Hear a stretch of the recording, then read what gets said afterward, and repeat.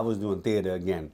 I was doing a little, Law and Order and stuff like that. But every once in a while, I go back to theater just to, hang out with my other theater buddies that just left.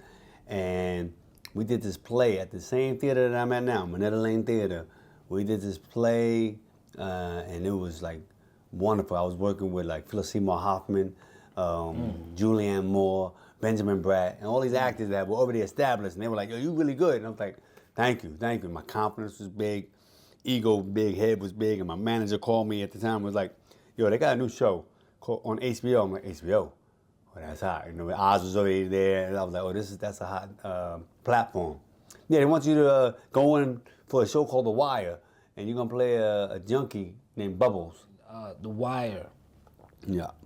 My opinion, a lot of people's opinion, the greatest cast ever assembled, from Sonya Sohn, Michael K. Keep going. Lance, yep. Idris. That's right. I mean, Snoop. Wood Harris. No. Everybody. Banger.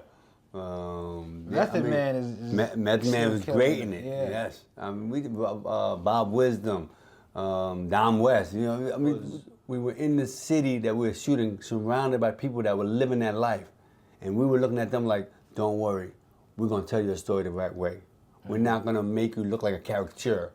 We're gonna put some respect on you as a person and how you're living and how you're trying to do the best you can." Even with the cops, like, we didn't have a good relationship with cops growing up. Yeah. We saw cops as dirty. We saw cops as mean. But in The Wire, they got families. They're trying to do the best job. They're dealing with bullshit. Bullshit runs downhill. They got the politicians. They got, so we wanted to make sure that every character or any group of characters that we were portraying was more than one-dimensional. What did you think about, to me, the two most shocking deaths, Stringer Bell and Omar? We didn't want it to happen, but we understood why it should happen. And a lot of people out there were really upset at this idea of killing Stringer Bell because, oh my God, he's so fine. Or, oh my God, he's so cool. He's a drug dealer. He's killed D'Angelo, got a man, choked out. Yeah. And he was doing some shiesty shit. So if you're really being honest and authentic to the streets, he crossed the line. Catches up with you. It catches up with you. So, his death made everybody understand that the show is real. Like, the show is not going to just have a guy, like, go throughout the whole 5 seasons untouched, because we don't want to turn anybody into a superhero, right? So, his death we understood. The Michael K. Williams' death, same way. Omar dying, people weren't mad that Omar died as much as they were mad at how he died. They wanted, again, this TV version of the big OK Corral shootout. Marlo and Omar going to meet each other. And that's just not how it is often in the streets.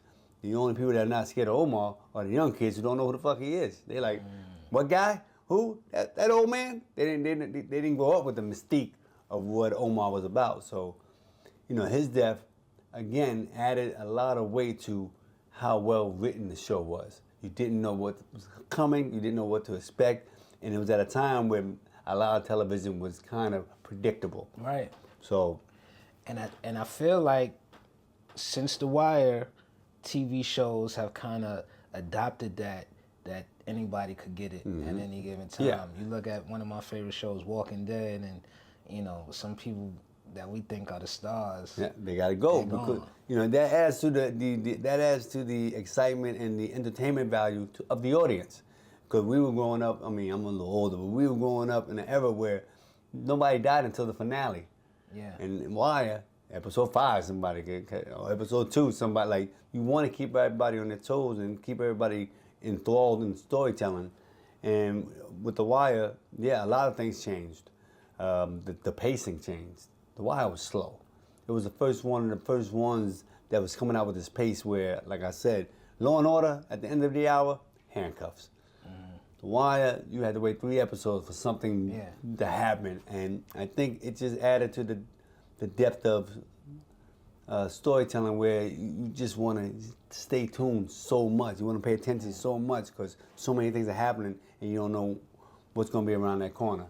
I say methodical. Okay, methodical. That's a better way of saying it. Somebody went to school. That's a better way of saying it.